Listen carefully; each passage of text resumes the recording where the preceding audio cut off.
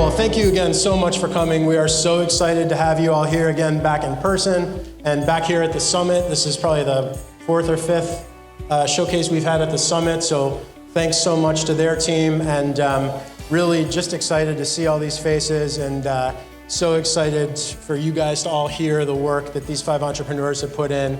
I think what you're going to hear is going to blow you away with the cool stuff that's going on in our community. But before we get to them, a couple things we want to tell you about as we go. Number one, first of all, just want to introduce what we're going to do tonight and introduce some of what goes on at Jumpstart beyond just the impact program that a lot of you guys know about. So we have a couple introductions, and then obviously give you a little bit of what goes into the program and some of the other things going on at Jumpstart, give you a little insight into what these guys have been going through for the past 12 weeks and preparing for tonight. And then obviously you'll hear from our 5 entrepreneurs, our esteemed group of judges who I'll introduce in a moment. Will go deliberate, and then we'll be back with an announcement and some big checks to hand out for everybody involved. So I will keep it rolling because you definitely did not come here to see me tonight. But a lot of you have been around Jumpstart or some of the other programs we do, and most of you know our mission and where we're involved in the community, and you can all see that. But before I get to that, I really want to welcome and say a very huge thank you, not just to our Toledo team. So Amy Haschek is our director, you met. Kenny Farrar is our deal flow associate back there. A lot of you guys know him. And Roy Hodge is right back here. It does outreach for us as an EIR, works with a lot of our businesses. So on behalf of our Toledo Jumpstart team, a huge, huge thank you to the support that we get from folks on our Cleveland Jumpstart team, of which we have about 8 of them in the house tonight. So definitely want to mention our CEO, Ray Leach, is here. Thank you so much. Really good to have you here tonight. Thank you. A lot of business and effort. Ray's going to be here for a couple days, having some meetings, meeting some entrepreneurs, meeting some of our preferred partner service providers and partners in town. So that's awesome. And then we have a slew of folks from our marketing team. We literally could not do it without you guys. So seriously, thank you guys so much for all you do for us. Sarah, Kelly, Raekwon, Freddie. I know I'm probably missing somebody. But I got, in general, you guys are always there to support us, and we are greatly, greatly appreciative.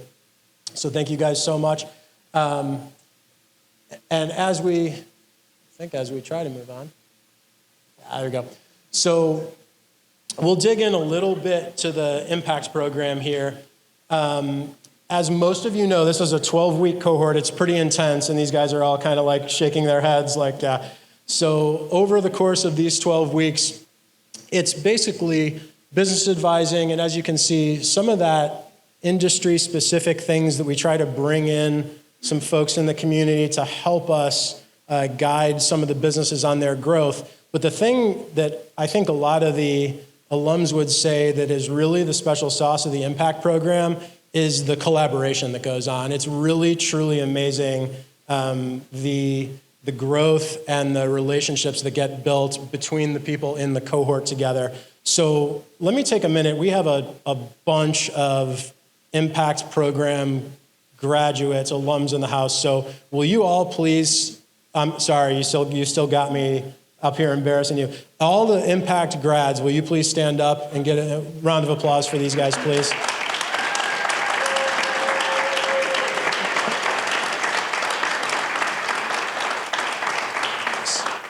Definitely very well deserved, and like I said, the collaboration that goes on within the cohorts and the support that these guys give each other is really amazing, considering that they're really up here all competing tonight. And this cohort was really high on that. Really, a lot of support and a lot of really good stuff came out of that. So thank you guys and all of you alums as well.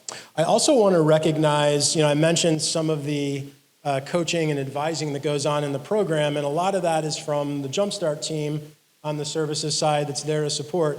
But we are so blessed to have tremendous, tremendous support from some people in the community who volunteer their time, and a lot of them are on their 9th cohort of volunteering their time to help support these businesses. So and I think I saw almost every advisor here. So just stand up, give us a quick wave. All the outside advisors from the community that support these businesses throughout. And like I said, the really cool part for us and at the end of the day for the entrepreneurs is most of those folks have been with us. This is their 9th cohort doing this with us. Some came on along the way.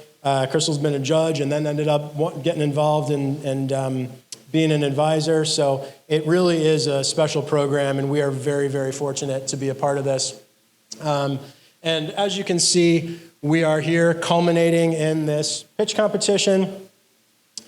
But as we get there, this is what these 5 entrepreneurs have been doing for the past 12 weeks, in addition to running their business, taking care of their families, and all those kind of things. So you can see it's pretty intensive, and we try to kind of hit like the basic 101 class of all the different topics to get these folks prepared to go and pitch. And at the end of the day, ideally they're able to use some of what they learned and some of the things that they're putting into their pitch to help them grow their businesses. And Jasmine, I'm gonna do it. I'm sorry, I got to.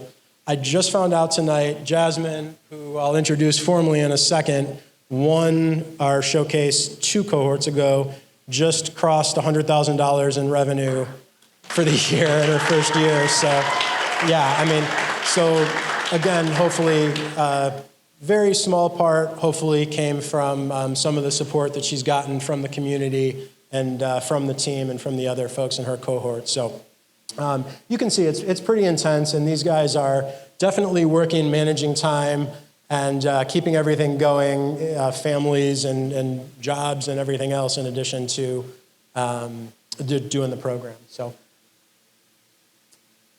quick, again, just to kind of follow up, we do meet every week, and luckily we're back to meeting in person. It was a little touch and go there trying to do this all virtually, and we got it done, and most of you guys were around to see some of that. But we match them up as we talked about and really kind of help over the course of the time get them to help them build this pitch. So you're going to hear it tonight. So let's get a little bit on to what we're going to do tonight. Like I said, you're going to hear the presentations, the judging criteria that these folks are going to be looking for. And at the end of the day, everybody's going to be leaving with a grant, and we'll kind of let that play out. Most of you guys know how that goes, but very excited to get this going. One last thank you and introduction. I want to make sure we don't forget, we have a really great panel of judges who are all very involved in the community. I mentioned Jasmine Pope from Blessings in Disguise. She is 2 cohorts ago, winner of the Showcase 7th cohort. This is the 9th. She is a mental health professional and has now employs a lot of people in town and like I mentioned, has grown her business. Megan Reichert is with us. She's the Director of Innovations at Mercy here in town. Does a tremendous job. A couple members of her team are here as well, always supporting us. Mercy is one of our collaborators, not only on our ESP grant, which handles the tech side of our business, but Mercy also works a lot with us on the non-tech side, and they have some amazing programming really that hopefully is going to start leading into the Impact program. And then we have Eric Butler with us, who's a business banker, relationship manager at KeyBank.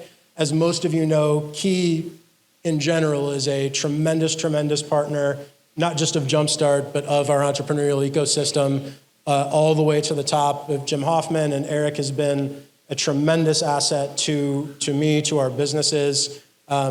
He has to put up with me almost as much as Tisha had to put up with me in the last 12 weeks. So thank you for everything you do, and thank you for everything Key does for our ecosystem.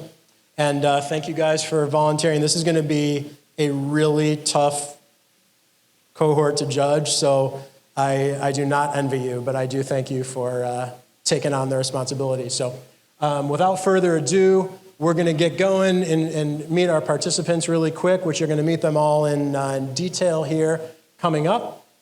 But the first gentleman I wanted to bring to the stage is Chris Harris from Black Frog Brewery.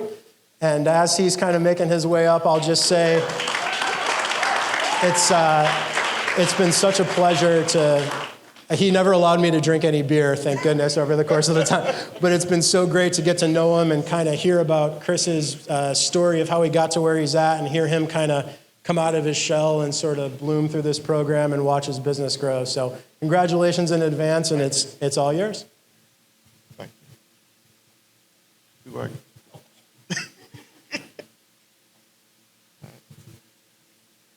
Hello, everyone. All right. Hi, my name is Chris Harris. I'm the owner-operator of Black Frog Brewery.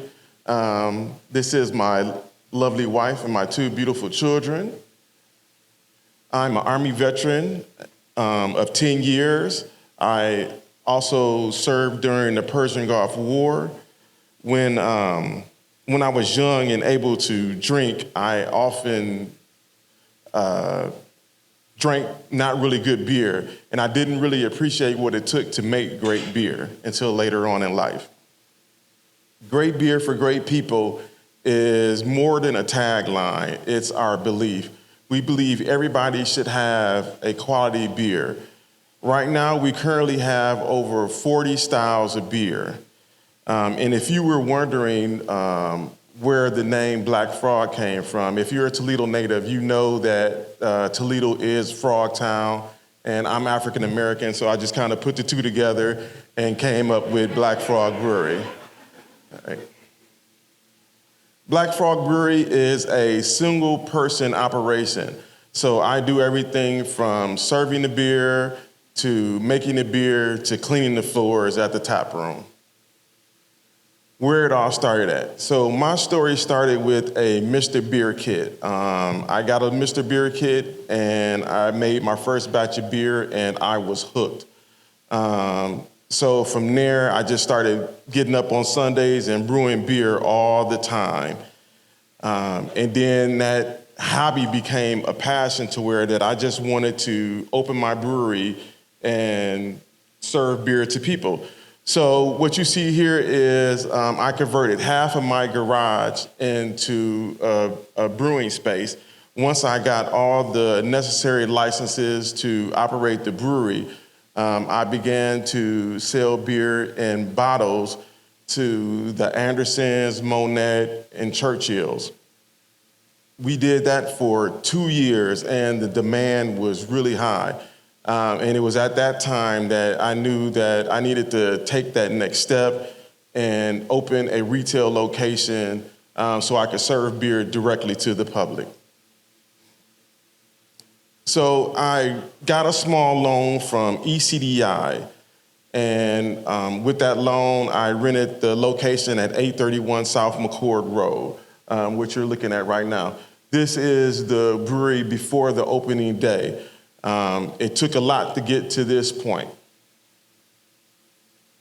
September 17th, 2016 is when we opened the brewery for the doors for everybody to come in and start drinking beer. At this point, the fanfare was high. We had a lot of followers from people that used to buy our bottles from the Anderson and Monette. So the following began, and it just grew from there. When you come into Black Frog Brewery, you are treated like family. You are greeted as soon as you come in. Everybody speaks to you, and it's almost a cheers environment.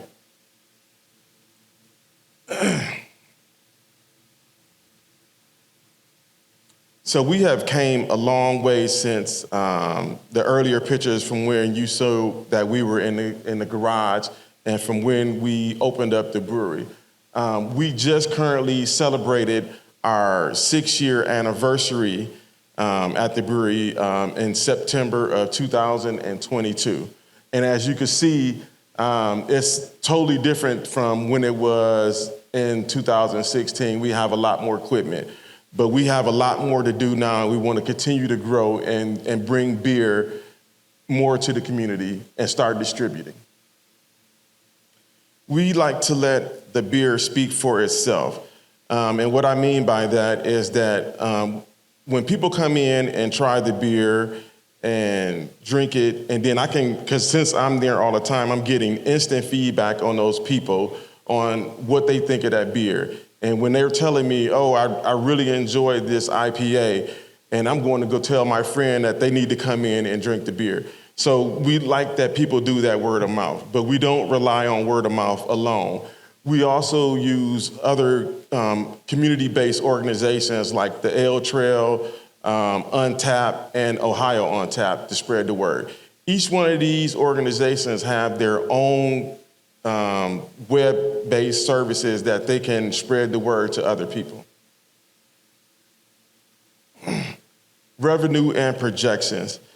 Since 2014, Black Frog Brewery has seen an increase in revenue every year.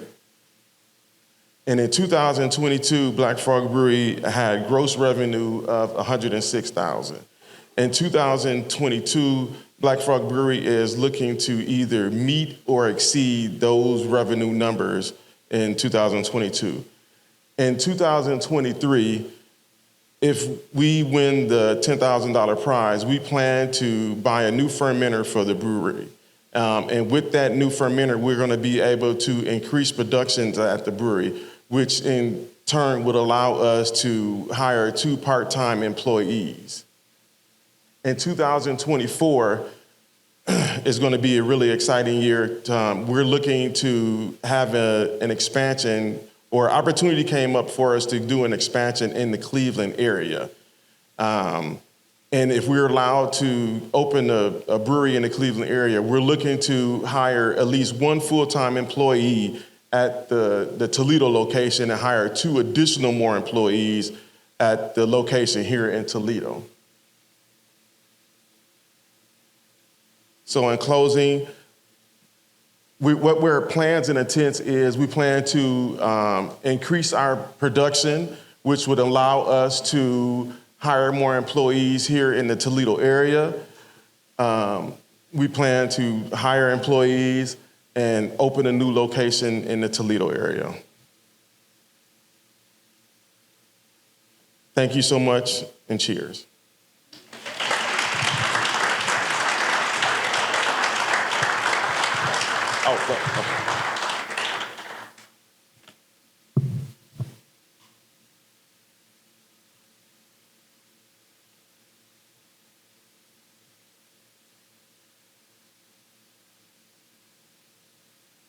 Can you hear me? Yes. Awesome presentation. With your $10,000, how do you foresee that being able to sustain the growth of your business? How do you see that being able to sustain the growth of your business? So with the $10,000, it's going to allow us to purchase a new fermenter. But with that purchase, we can increase our production. And with that increase our production, we can start doing distribution to local bars and restaurants in the area.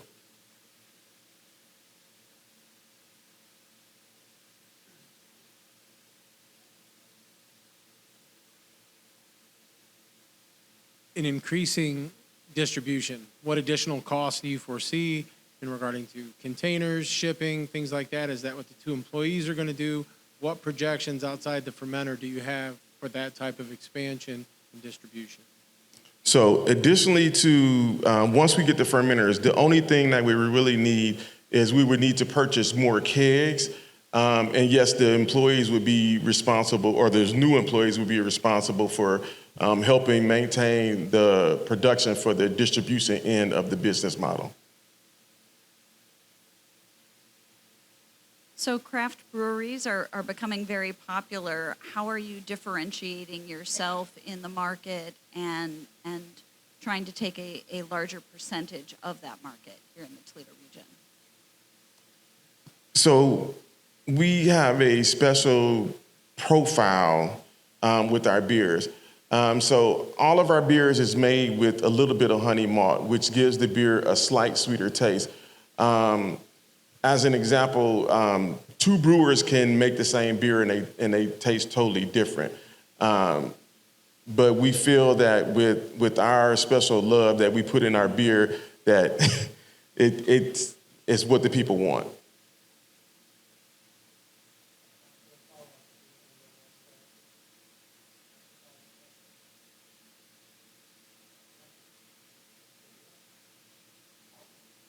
Yeah.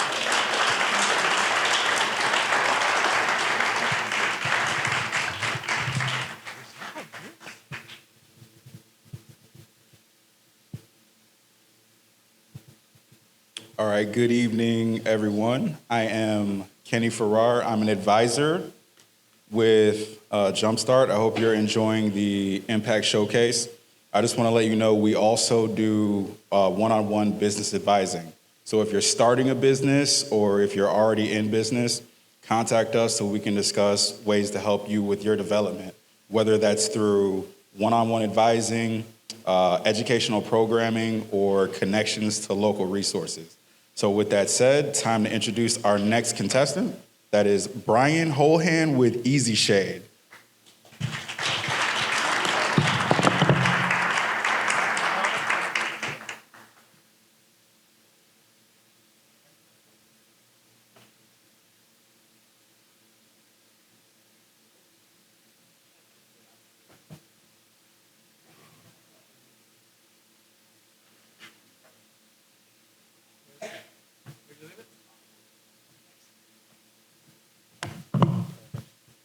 All right. How you doing? I'm Brian Holohan. I'm the inventor and owner of Easy Shade. Easy Shade is a simple utilitarian clip-on light shade. It's basically a simple solution to a glaring problem. The idea behind it is, again, okay, who cares? Bare light bulbs, right? What's the big deal?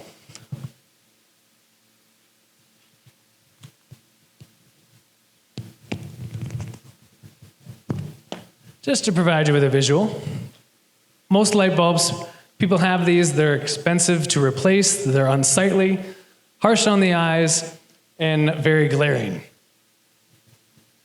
Most people have these either in their basements, their garage, a utility room, and with a lot of people, after the whole COVID thing, people are working from home, turning these areas into offices, a lot of times playrooms down in the basements. Kids, I had someone come up to me tonight, say my kid plays with swords a lot, plastic swords, and keeps breaking them, right? That's the whole idea behind this, is it protects the light bulbs and protects your eyeballs. So most places, again, in the nation have 1, 2, 3 of these in their house. This all actually started when I was living overseas. Believe it or not, when you look at places like Dubai and Abu Dhabi, where I was living, all these high-rises have upwards of 10 exposed light bulbs in the ceiling, like we do here in the basements and garages.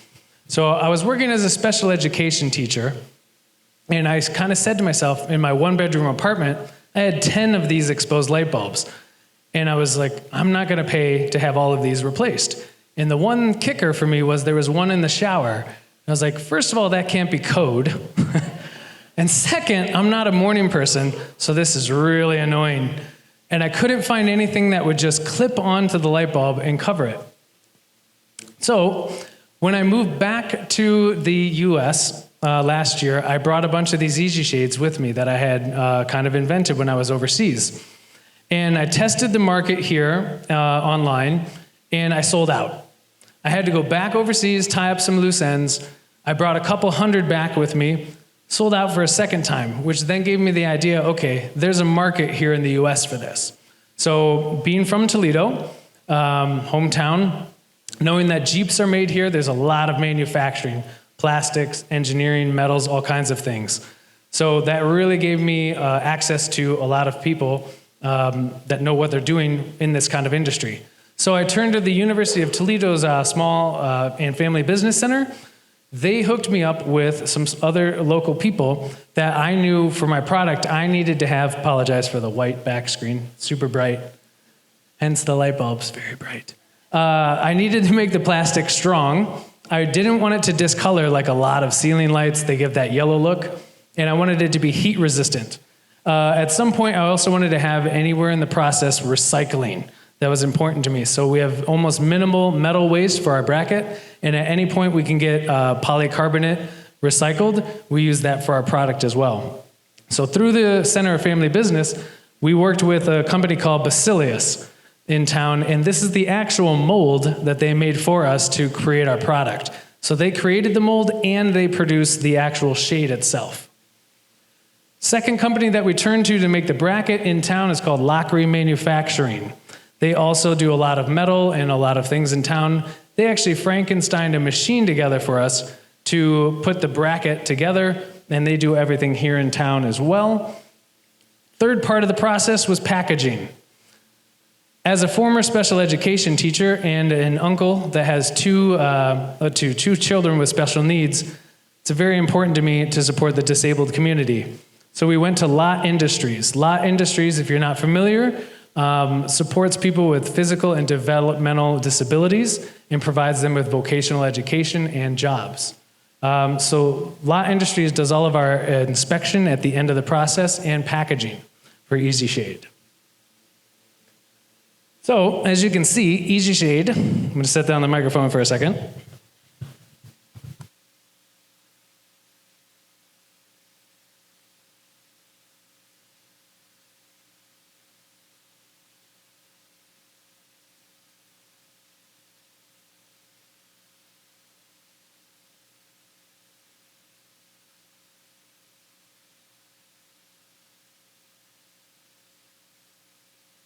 And light bulbs, who cares? What's the big deal, right?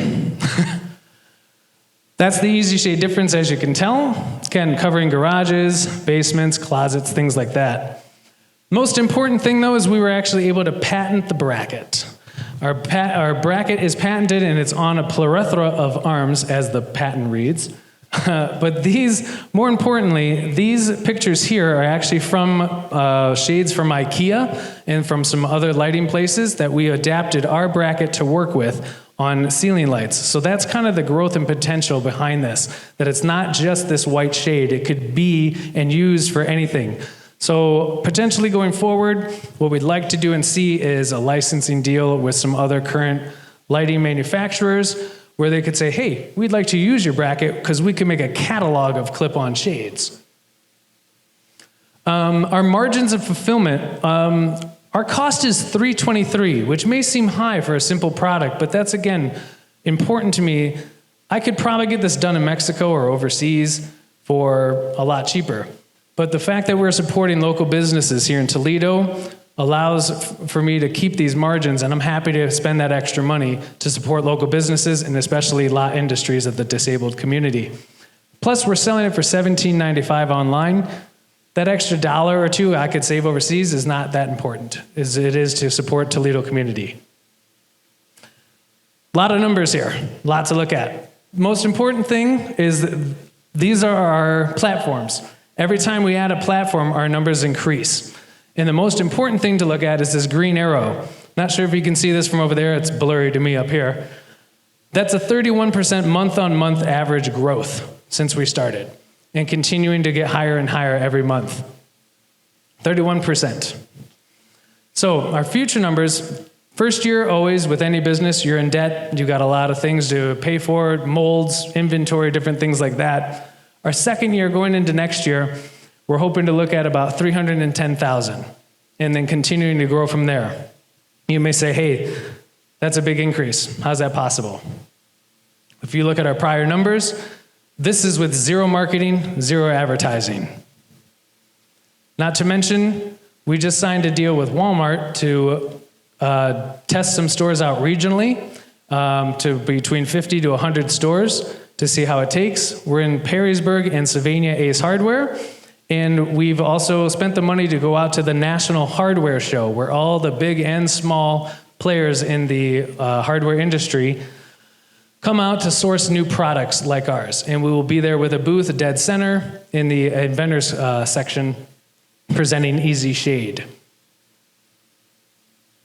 What the impact program would have as an impact on Easy Shade, marketing and advertising. As I said before, we haven't done any marketing and advertising. All of this has been organic. With the money, we would be able to put a lot of that strategically towards a proper marketing and advertising plan where we could easily triple, if not quadruple, those numbers. Along with that, we'd take some of that money and put that towards inventory to help cover some of that cost. that's Easy Shade. Thank you.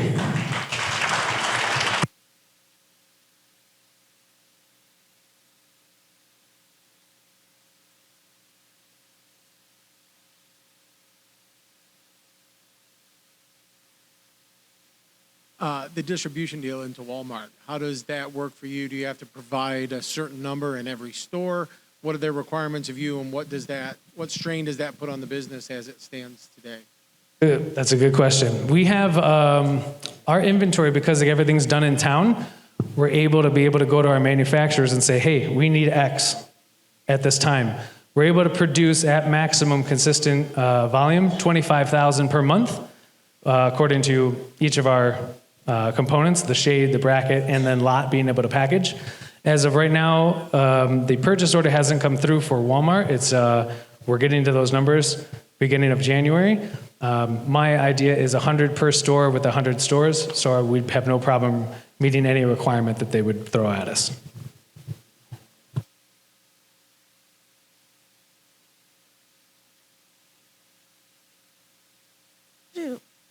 As you are looking to grow and expand, and knowing that you have the special education background, is there any plan to market to schools, particularly as you talked about lights and how that can impact behaviors and things of that nature, and what does that look like for you? Part of us for that background for education is working with people with special needs or severe special needs that have trouble holding down a vocational job. So they're in kind of a community like Lot Industries, where they can do something that's a little more simple, where they're still coached. That's something we would do for that community. The other thing we do with a lot of anything that comes out that might have like a speck on it, a tiny thing, or something that wouldn't be considered able to go to retail, especially by a Walmart standard or Ace, where they would consider it flawed. We're actually donating a lot of these to schools and hospitals in South America and Mexico and other places, free of cost. We just cover the shipping. They're sent to those where they actually have a lot of exposed light bulbs in those areas because they're rural. They don't have, it's undeveloped sort of areas. First of all, great presentation. As you look at growing your business and you're working with such significant partners, what kind of additional investment do you envision needing as you surpass 25,000 units a month? Hopefully, if we surpass, yes. When we surpass 25,000 per month, we would be able to go on to other manufacturers in different places in the United States, allowing for our distribution channels to be easier and lower our shipping cost. So we can connect with other manufacturers around in different states that would allow us to do that. The other big thing, once we get towards that level, the beauty of having a company and a product from a manufacturing standpoint is the larger your volume is, the actual lower your cost is per product, because when you're buying the pellets for the plastic and the metal on larger volumes. So those numbers go down. Consequently, my cost goes down, and then our profits increase. So I'm a former manufacturer. So what kinds of tooling do you envision needing as you look at scaling to having manufacturers across the country? We would look at doing a multi-cavity mold, which would then lower our cost per shade put out. And then pretty much at this point for our brackets, we have two machines that we've Frankensteined and put together that as the brackets are laser cut flat, are put in the machine and automatically punches them and does all the bends and can do about 1,000 a minute. Or 1,000 an hour, sorry. 1,000 an hour.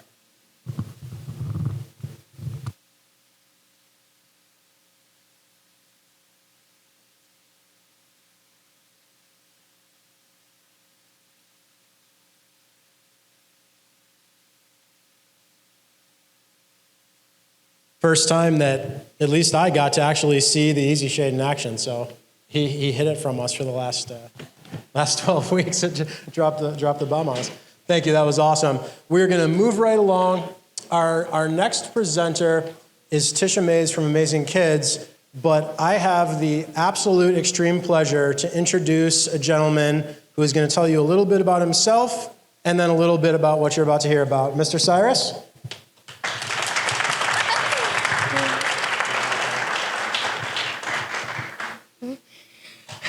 Hello, I'm Cyrus. Josh Jones, a 4th grade in Jesuit Elementary. I'm also a member of the Amazing Kids program. When I grow up, I really want to be an engineer or like a YouTuber. But I really want to talk about the person who helped me try to achieve my dreams. Tisha Mays.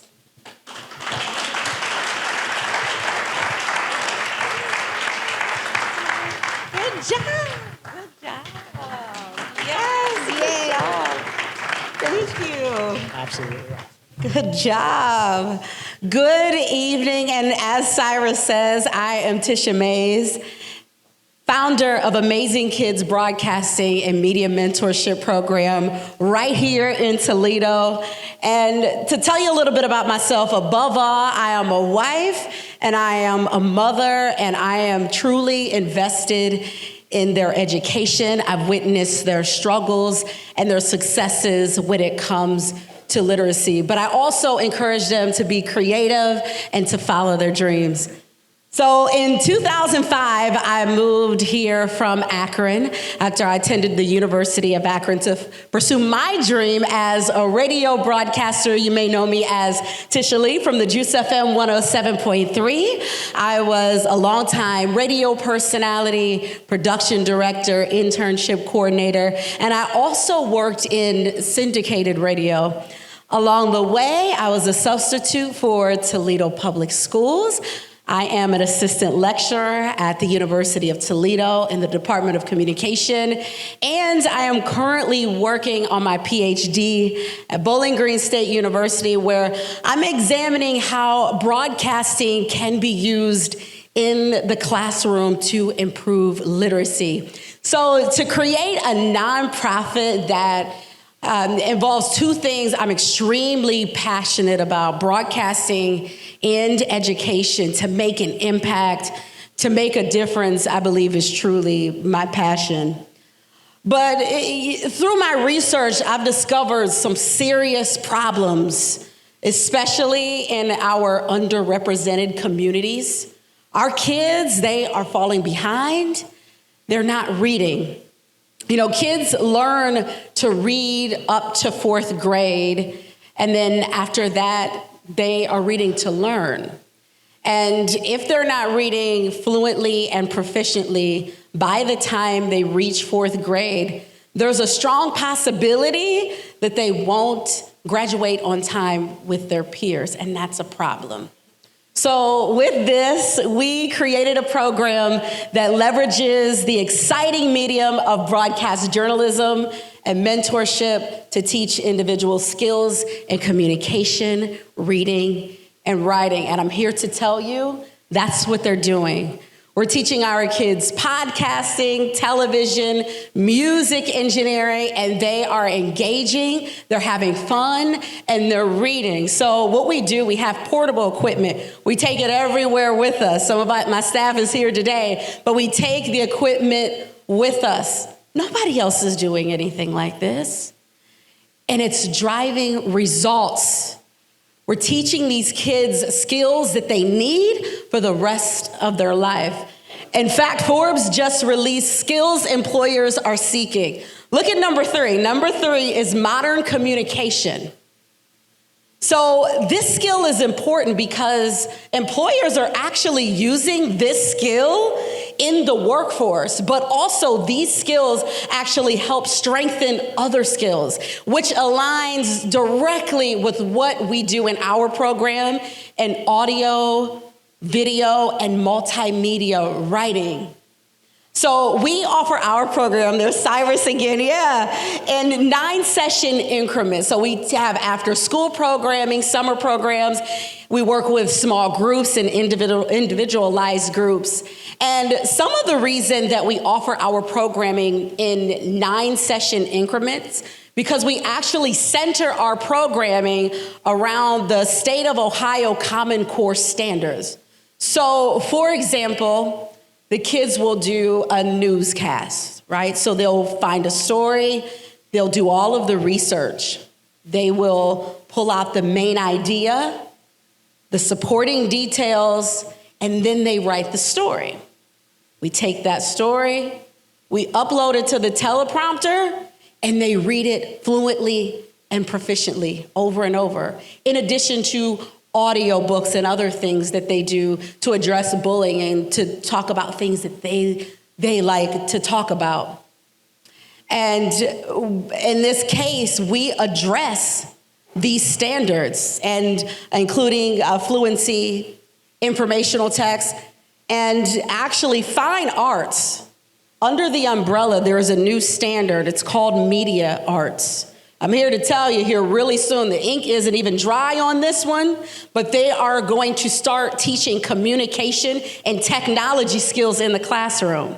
So we're ahead of the game there.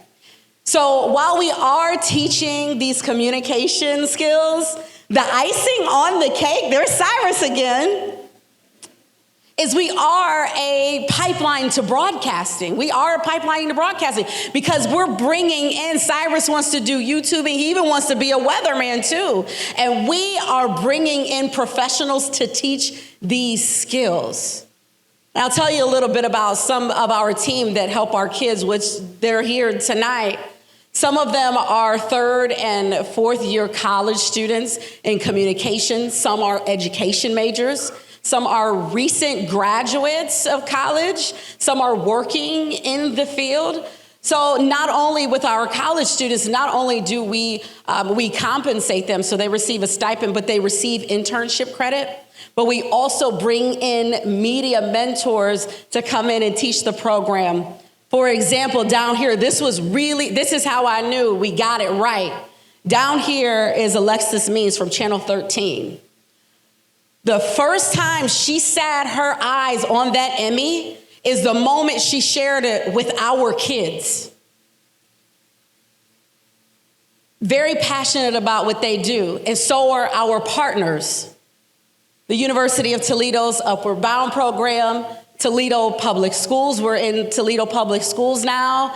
And the City of Toledo Youth Services Division was the first to cut me a check to start my program. So last summer, I was awarded $2,500 to start Amazing Kids for a summer program.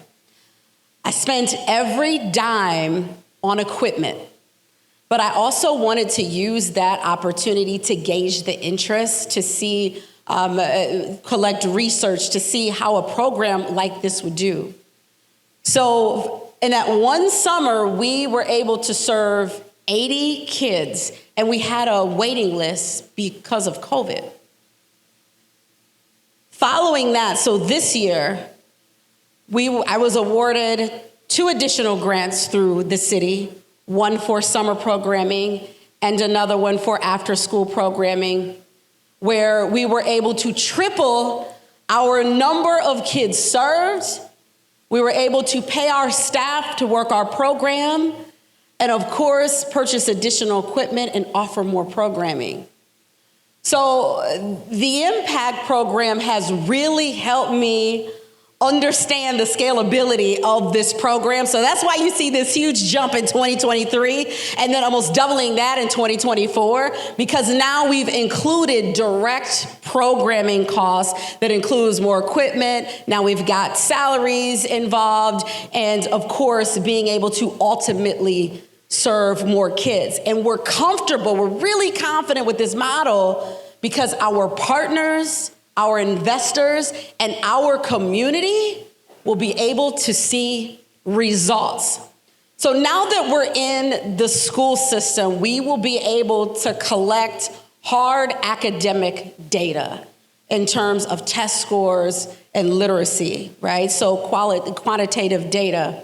But here is what we know right now from a lot of the research that we've done. 100% of the families at least said one of these things.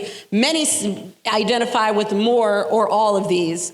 Improved in reading, becoming more confident, showing creative efforts at home, and also recommends the program.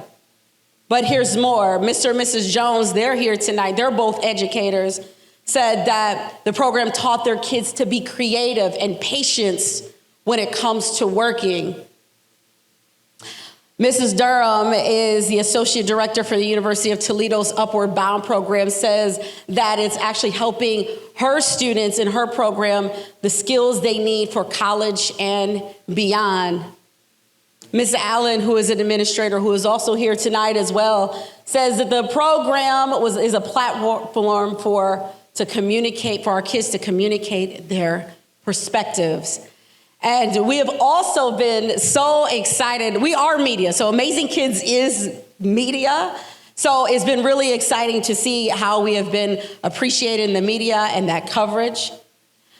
So we are improving reading and communication skills. We are providing jobs and opportunity, and we are creating a pipeline to broadcasting, and we're showing results, and we are also providing an opportunity for investors just like you to also make an impact, because believe it or not, we can do more. And with this $10,000, we want to purchase an integrated and interactive media bus that we can take right into the community and serve more kids. This will allow us to do, in addition to what else we are doing in the schools, that we'll have a full production studio and a full recording studio. Thank you.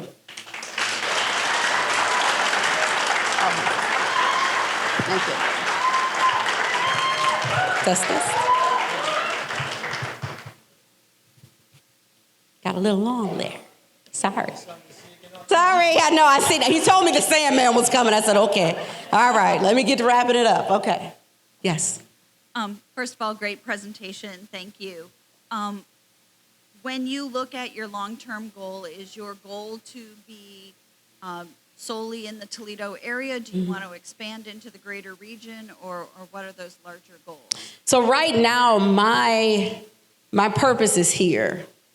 I will say this, though. I've had a lot of folks from different cities, and especially in Ohio, who have also been interested in learning how to do programming like this. So maybe several years down the road, that could be an option, maybe to work as a consultant for different school districts and organizations. But right now, I would really like to address the literacy here. One follow-up question. Yeah, sure. Ultimately, as you look at scaling your business, where do you see yourself kind of maxing out as far as number of kids that you can serve? Yeah, so let's go. I actually could go. Oops, I'm sorry. Okay, I have my appendix. Okay, yeah, so the maximizing the kids serve. So each program that we have has the max, it's a max of 30 kids per program. So we really don't have like a limit of how many programs we can offer. We do have the staff, but per program, the max would be 30 kids.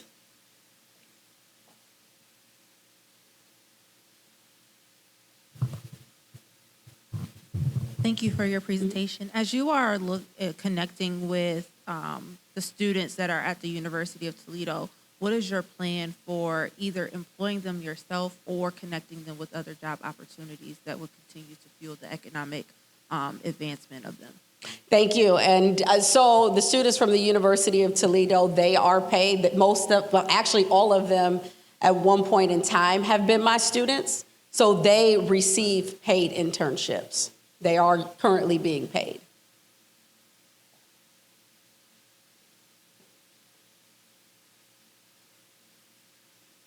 So I saw a number of schools that you're already currently working with. With this program scaled to 30 kids, how many schools can you service? Are you still focused directly on Toledo Public? Or where do you go from here as you continue to grow? Kind of looking at the numbers, I couldn't rise at your growth. But again, the next 2 years spike pretty high. How do you scale that, and where do you go for building space and things like that if you're sticking with one school district or one school program? Yeah, so we're definitely not serving just one school district. We're actually currently in 5 schools at the moment right now, and we're running them in 9-week programs. Some are Toledo Public Schools. We're also in Jesu right now. And then so every 9 weeks, we are rotating schools. So for this school year, from October, for example, until May, we will be serving at least 16 schools. And then we will offer our summer programs, which we are looking to add about 5 over the summer, and then we will be starting it all over again. So in the grand scheme of things, again, like there is really no limit because we do have the staff, but as long as we have the funding, we would be able to serve as many schools as we need to. Thank you.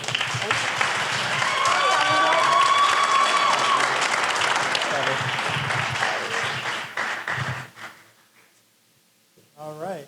I think I might get my job stolen by Cyrus for the next showcase. I've already got it. I think the verdict is in. I am very, very pleased to move along in the presentation and introduce Helena. I have to say, she always brings so much peace. And like even tonight, throughout the program, but even tonight, you know, I was kind of nervous running around. And I went up there to see how she was doing, and she's like, I was like, immediately my blood pressure is down, and she like calms me down. So, and you're gonna know what I'm talking about here in a moment, but it's really been fun getting to know a little bit about her business and let her lower our collective blood pressure as everybody was getting ready for this. So without further ado, Helena, come on up.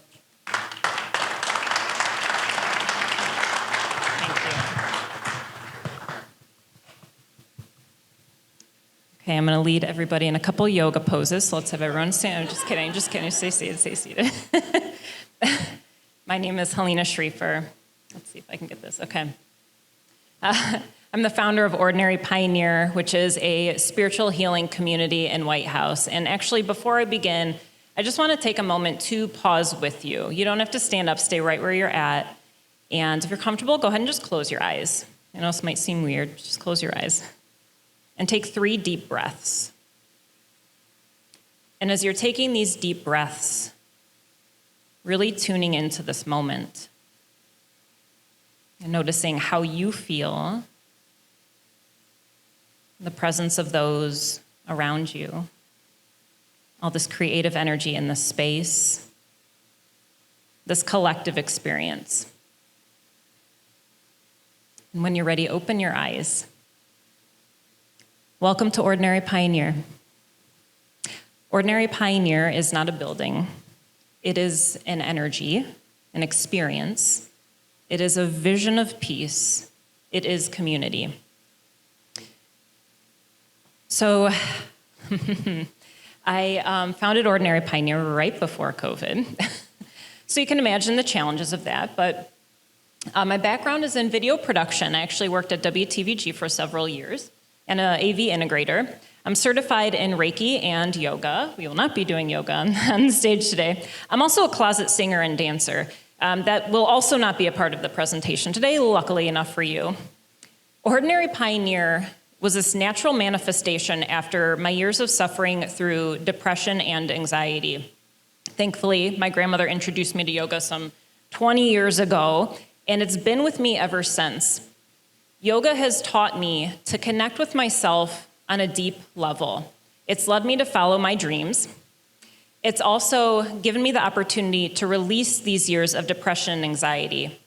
Naturally, I've been wanting to share this with the community.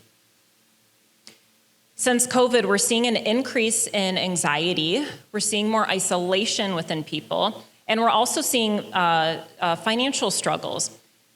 Throughout Ordinary Pioneer, you'll start to see how we solve some of these challenges. The yoga industry is on the rise, thankfully, right? We all need it. So yoga studios are popping up. We're seeing Reiki now used in hospitals, and consumers are prioritizing the more personalized experience. But what sets us apart at Ordinary Pioneer is we do not heal you, we guide you into healing yourself. And we do that through these healing-centered yoga classes, as opposed to some of the fitness styles that we're seeing in the community. We integrate Reiki energy healing, which allows us to get some of the root of our ailments and helps us to ultimately heal that so we can experience peace. We offer healing circles. These are popular, as well as our wellness workshops. So these are opportunities for us to come together as a shared experience. One of our most recent workshops that was, our healing circles that was popular, was healing from narcissistic abuse. And I was told from multiple members that that participated, that they were looking for something like this that they were not able to find until we were able to serve them. We're also offering children's mindfulness classes. This is just scratching the surface of what we offer at Ordinary Pioneer, so you can see the full list of everything at ordinarypioneer.com. We prioritize small class sizes, so some of the local yoga studios have many as 40 students. That limits the connection. We prioritize that individual connection. Everybody coming in, they get introduced to the community. We find out how they're doing. We find out how that we can support them. Connection is priority. Those coming into Ordinary Pioneer are looking to deepen their healing. They're looking for that sense of community and connection. We have something for everybody. So with our kids' classes, as young as I'll say 3 years old, and I think my oldest student was maybe 93, he participated in a private yoga class. So again, something for everybody. Here's some of our community members that actually started facilitating at Ordinary Pioneer. So these are paid contractors. I want to highlight Betsy Paulson. She's actually watching my kid right now, thankfully. But more than that, she came to Ordinary Pioneer with intense social anxiety. Through her healing work, she's now facilitating at Ordinary Pioneer. I even got her on the news at one point, which was a success. But you can see some of the impact that's happening through community. I'm very excited to introduce to you this financial gift model that we've been developing throughout this year. This allows our community members to have a custom contribution to receive the healing that they need. This is not being seen at this scale with our type of wellness center. We teach gratitude. We actually have classes on this, so we educate as well as practice this. It limits that need to have this fear and this anxiety about, I can't afford to receive the healing that I need. Before the financial gift model, our workshops were doing okay. After the financial gift model, we're seeing an increase in students, and we're also seeing an increase in the amount that they're actually gifting. This also allows for the bonus donations to come in. We're blessed to receive one of our community members just sent us in a financial gift of $1,200 as an early Christmas present. So that's the belief that's happening with Ordinary Pioneers community. You can think of the financial gift model as the icing on the cake, right? So it's the foundation, the financial foundation relies on the fixed fees of our one-on-one sessions, our trainings, and our rental income. These first 2 years, so as I said, I opened in 2020, and these first 2 years have really been about figuring out the needs of the community. We've learned that yoga, although it's been really helpful, is not that, it doesn't end there. People are really looking for these community settings with our group healings, with our trainings, with our wellness workshops, and some of the special events that we host that you'll see in a little bit. Everything coming into Ordinary Pioneer has gone right back out into the community. So as we move forward, we're looking to make some modifications to the space that we're in to allow for more people to participate in some of the workshops and give us a little bit of freedom as to the style of workshops so we can reach a broader audience. We're also going to be hiring a couple employees to help out. Right now, I'm handling the marketing and and a lot of the admin stuff solely on my own. It's also going to allow us this grant money. I'll go to the next slide. The grant money is also going to allow me to purchase some AV equipment so we can expand our digital outreach. Next year, we're going to launch OPTV, which is going to be an interview style, introducing people to some of the wellness modalities out there that they can have access to. Getting the word out. Word of mouth is top. I've also been blessed to be in the media several times this year. I actually had a segment on a cooking show, which is something I always wanted to do. And I will have our digital outreach with OPTV. Let me hop over here. So another thing that we do is these events. So we're kind of creating more of like a family reunion style. So we have volunteers that do this. But this style of event and the structure overall with Ordinary Pioneer is finding multiple ways to bring people in to introduce them to the community. So we have dance classes, we have yoga, we have the art, we have singing, we have an alpaca. So it's something for everybody to come in, and ultimately what they're getting is a deeper connection. They're being welcomed with open arms, with permission to be themselves, to be their creative selves, to express. I'm surprised how many people come in and apologize for crying. It shouldn't be that way. Oh my goodness. Well, that's in a different language. All right. You can get the idea. But these are some of the words that our community members have used to describe Ordinary Pioneer. Ordinary Pioneer, we focus on the individual.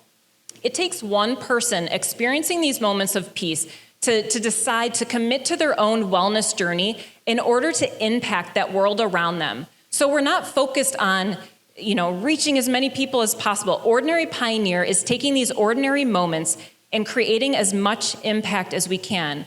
When one person experiences a transformation, the world around them changes. That is our focus. And I thank you so much, because the consideration for this grant money is not just going to support my own journey. It's not just going to support the building of Ordinary Pioneer, but it's going to support the overall impact of bringing peace out into this earth. And we are taking and we are doing our best to contribute to that impact. Thank you so much. I appreciate this. Thank you to Jumpstart, everybody here. I appreciate you.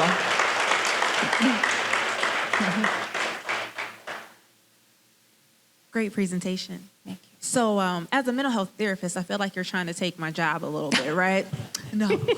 But on a serious note, with the fact that a lot of people are using alternative healing methods for anxiety, depression, and a lot of trauma, what things do you have in place as liability protection for you in the case that happens? So are there any particular trainings, insurances, things of that nature that will protect you and your business from anything that could happen? Wonderful question. So we're not counseling. So how I facilitate the group healings is it turns more into a share. We believe that everybody coming into Ordinary Pioneer has wisdom to share with the general public. So when we have a healing circle, for instance, the healing from narcissistic abuse class, we weren't going here telling you how to heal, right? That's what therapy is for.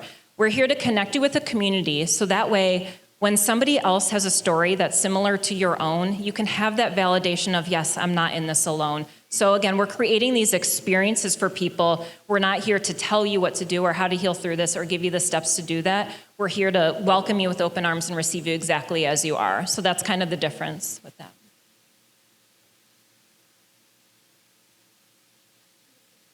But in a world where lawsuits can come out of anything, right? Yeah. So with trauma, depression, any of those things, you could, as they're healing, you could be opening up things that if they walk away from you and then suicidal thoughts come or they attempt or, commit, then they're going to say, well, I went to Ordinary Pioneer and I was dealing with that with them. So it's their fault that I was dealing with this.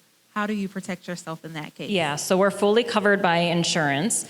We also give people the resources. So all of the healing facilitators, we talk about this. We talk about some of the warning signs when it comes to suicidal thoughts, because that is something that, we do see people in. So we look to connect people. If we notice some of those things that are happening, we're always looking to direct them to somebody who can support them a little bit deeper. But yeah, we are covered by insurance with that. Yeah, thank you. Do you go a little bit deeper into the gifting model and how you said that that's taken, I believe from the numbers, it was $67 prior, Yeah. $322 after, how that works, and then how that is going to translate into your numbers as they went forward? I saw like in the margins, you were 2% this year and 26 projected for next year. How does that work, and how did you arrive at that number for 23 with that type of model? Yeah, so we started this year kind of toying around with the financial gift model and bringing, we'll do a couple, donation style classes. And it became really popular, and we were noticing more and more people coming up. So the difference, let's see. So the difference in that, once we started to bring this out, we received a ton of support from the community. I noticed people not feeling obligated to pay, and then other people really supporting and wanting to give back a little bit more, giving a little bit more. I mean, the donations we received for a session maybe, would be $100 as opposed to what we were charging was maybe $15. The average that we were bringing in before was probably about $6 to $7 per student for the workshops. Now the average is $20 per student coming in. So with the increase in the amount of that people are gifting with the financial gift model, we're also seeing more people coming in and participating in some of these classes. So with moving forward, we plan on continuing this. We rolled this out in towards the end of summer, so we don't have the history to really fully track, it into the future. But with the way things going, we're anticipating, we're planning on doing more workshops, more of the group healings that's, we're seeing is more popular. And with the financial gift model, we're anticipating a pretty big return on that. Thank you. You said that you're in White House right now. Is your plan to just continue to grow within White House and that's your ultimate goal? Or are you looking to kind of create a franchise of this or expand your model across the region? Wonderful question. Thank you for that. I love White House. So we'll probably end up staying around the area. The healing vibes alone with the area really help enhance the location. So some people, have said, it's kind of far, but then we have people traveling from Port Clinton, from Oregon. So we have people traveling the distance to come to us because there's more to offer out in that area with Oak openings. So in terms of the future, what we're looking to do is actually get some land to get a house where we can have more, integrate the gift model a little bit more. So it's not just people gifting financially, but having a garden, a community garden where people can come and use their gifts of gardening. That will not be my forte, but people can come and share their gifts. We'll have people who can cook food. So really showing people what community is and giving people that pride of this is what I'm able to give. So that way it comes back to us. So when we support somebody else, that's great for that other person, but it also gives us that sense of I'm making an impact. So that's what we're looking to increase, and to do that by having some land and having a bigger house and to be able to have all of those things. Thank you. Bless you. Any other questions? Thank you so much.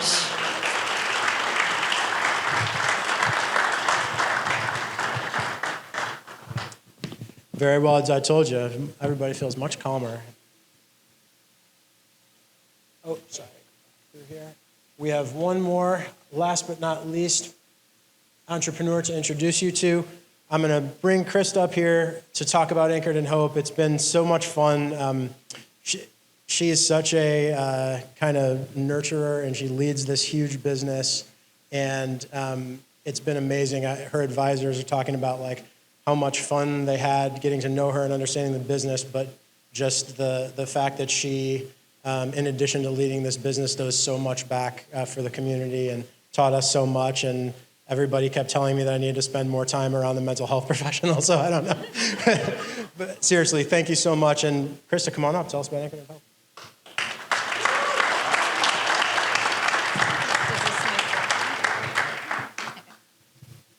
Hello, thank you everyone for coming. Here we go.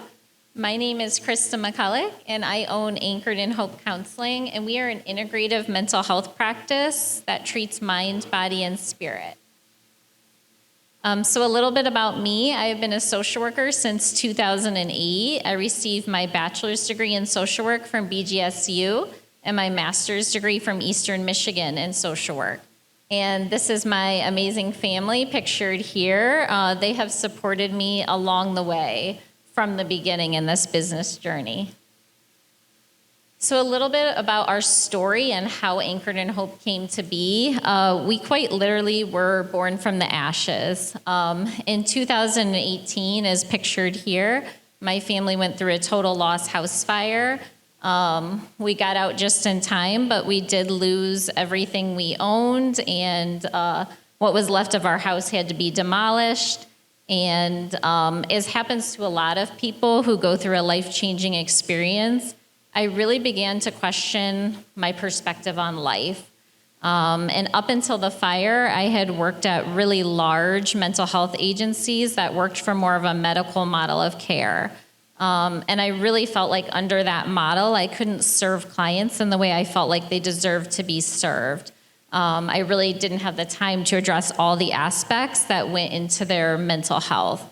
So while living in temporary housing and quite literally rebuilding my life, I decided to open Anchored in Hope.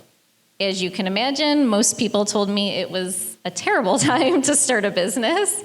But I felt really called to this, so I stepped out in faith and fear, and here we are today.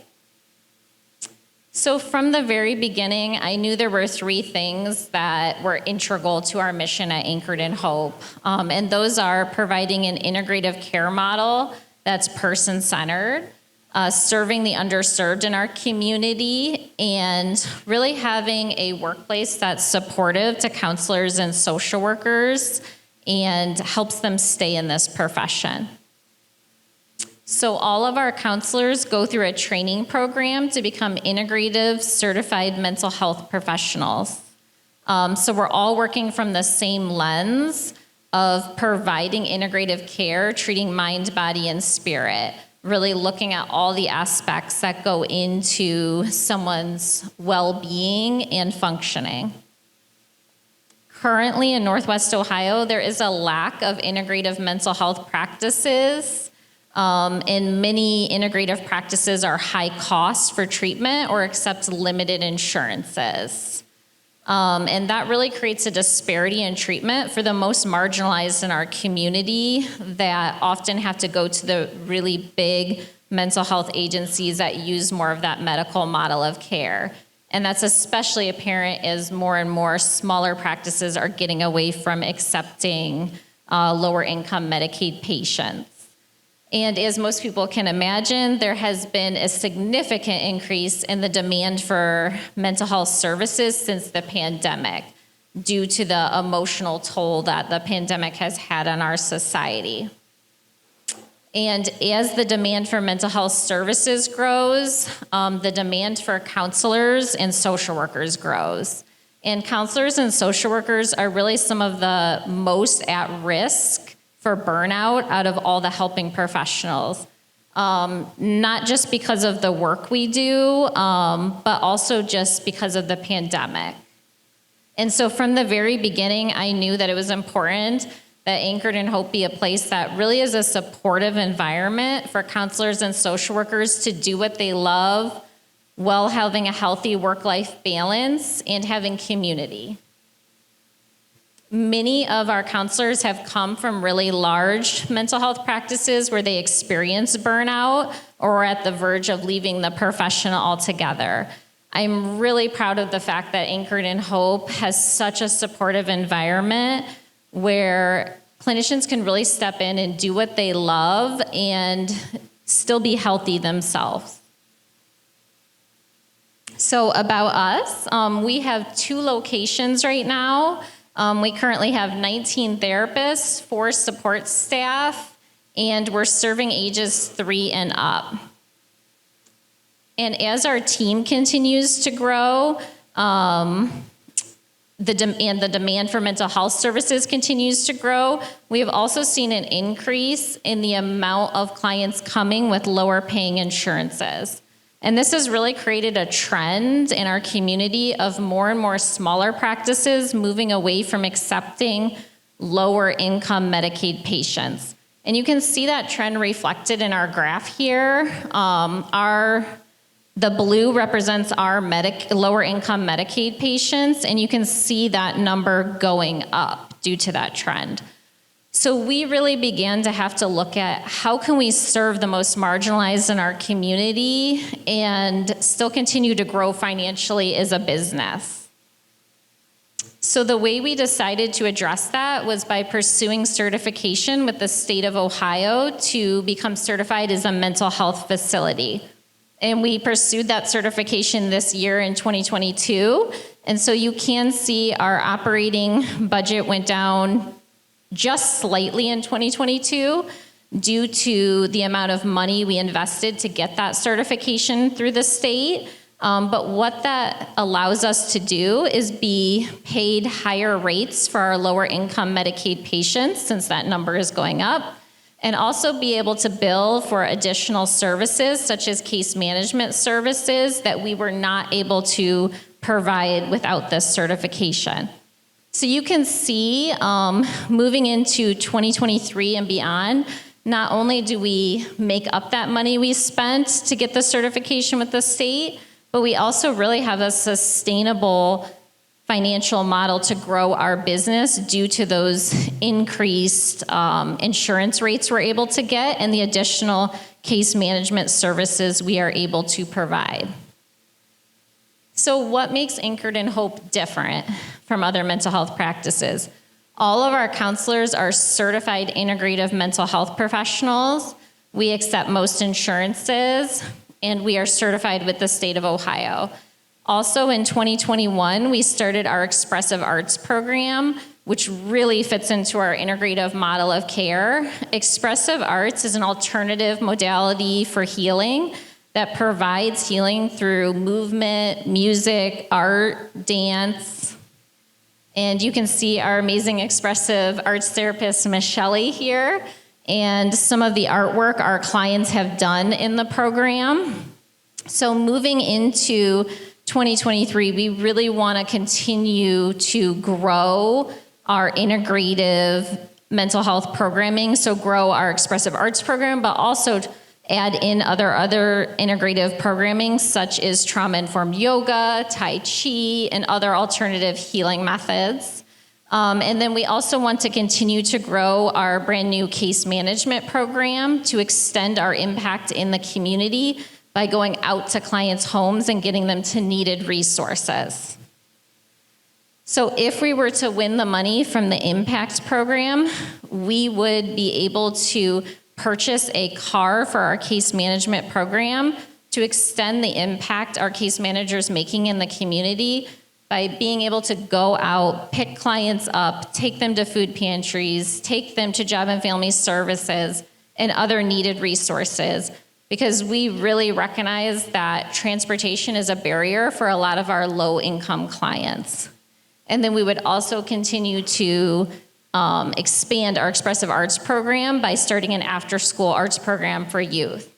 In conclusion, I just really want to thank Jumpstart for allowing me to be a part of this program. It's been so beneficial. And then particularly to Kenny and Steve, my advisors, who have really donated so much of their time to build into me and help me grow. And to my amazing team at Anchored in Hope, they live out our mission so well every day in the work they do in the community. So thank you for letting me share my story, and I welcome any questions.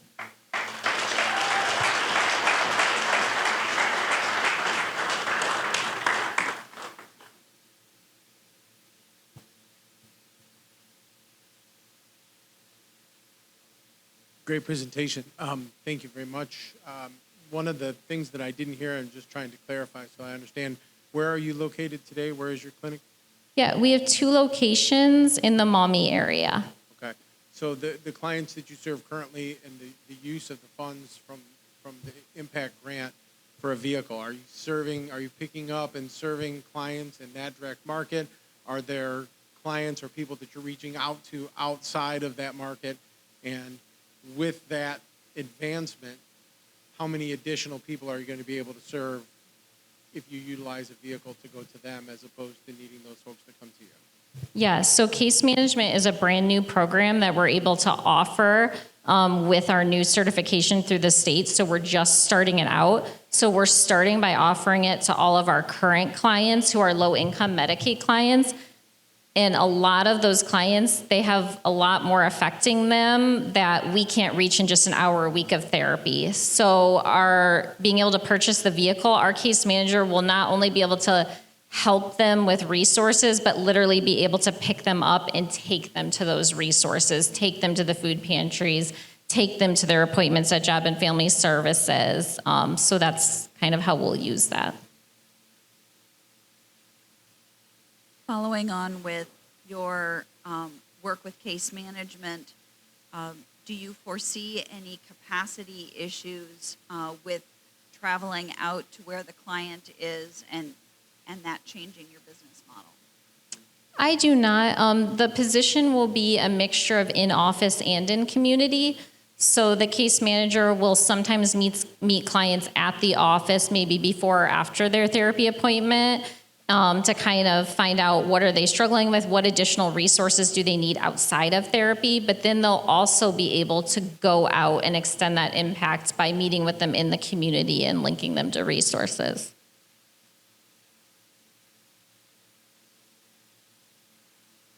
Awesome presentation. As you shared in the slides, it shows that you do have a diverse staff of people, different races, ethnicities, things of that nature. However, you are based out of Maumee, which can be a barrier as far as reaching a different diverse population. Is there any goal or thought of expanding into the greater Toledo, the actual Toledo area to be able to reach those clients, or what do you foresee as being able to reach a different demographic? Yeah, great question. That's one of the things I'm most excited about for the case management program is that our case manager will be able to go and pick up clients for their appointments and bring them into the office. For clients, that transportation is a barrier. So that's how I foresee us to answer that question. I see that program helping with that. We have determined that Maumee geographically is that location is central to our clients. We're right off the highway. And then for the clients that have the transportation barrier, we're anticipating our case manager with this new program will be able to pick them up.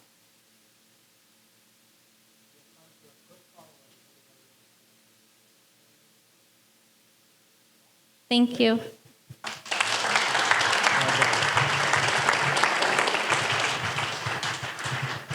Thank you, Krista, and thank you to all 5 of our entrepreneurs.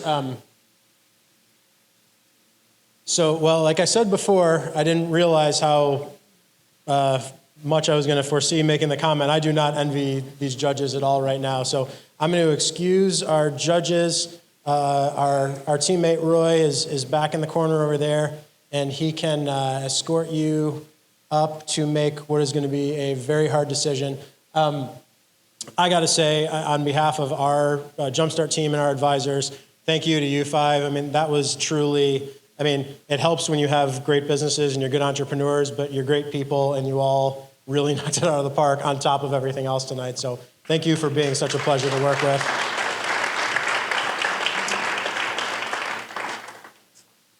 I will excuse everybody to grab a drink, catch your breath from those amazing presentations, and we'll be back to you in just a moment here.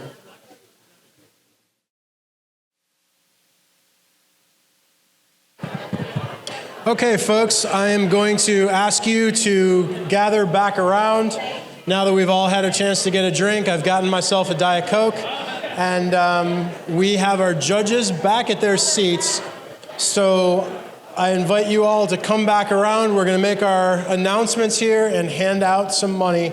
For that privilege, I am going to invite all our entrepreneurs onto the stage, and I am going to invite Kenny Farrar up here, the man, the myth, the legend, to make an announcement. We want to bring all these guys up, Kenny?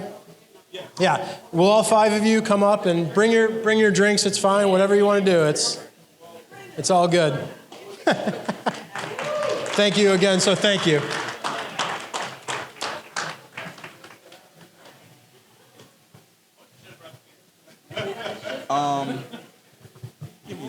Don't bring your drinks up here. Oh, I thought it was. Yes. All right.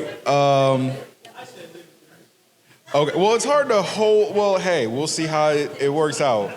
But I just want to say, if you enjoyed what you saw tonight and you think you want to participate, our impact application for our spring 2023 cohort is live. So visit our website for more information on that.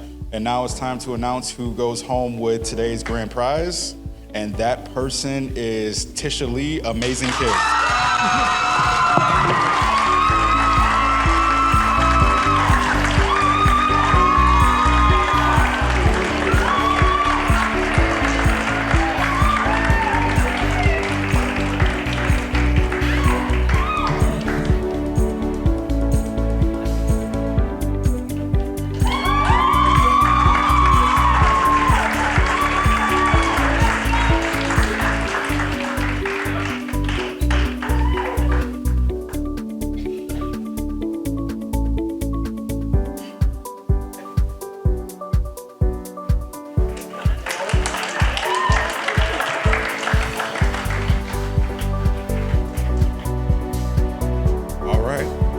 One more round of applause for all of our participants.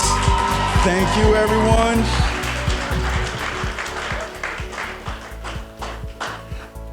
All right, so network and connect, and that's the end of our showcase. We thank you for coming, and we'll see you next time.